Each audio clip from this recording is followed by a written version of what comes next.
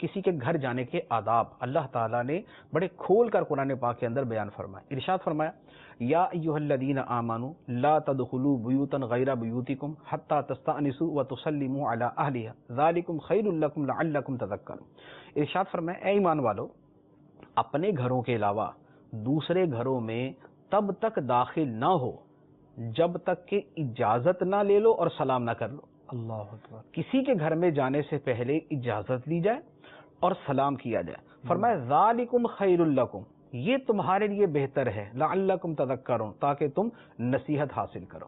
اب کسی کے گھر جانا ہو تو جیسے عام طور پہ ہوتا ہے نا کہ قریبی رشتہ دار ہیں یا بہت زیادہ گہری دوستی ہے تو بغیر اجازت گھس جاتے ہیں، یا پڑوسی ہے، بڑی سختی کے ساتھ اس سے منع کیا گیا کہ نہیں، اس کی اجازت نہیں. گھر والا کس حالت کے اندر ہے، وہ کیا کر رہا ہے، اس کے گھر کے کیا معمولات ہیں، کیا معاملات ہیں، اس طرح بغیر اجازت کسی کے گھر میں داخل ہونے کی اجازت نہیں.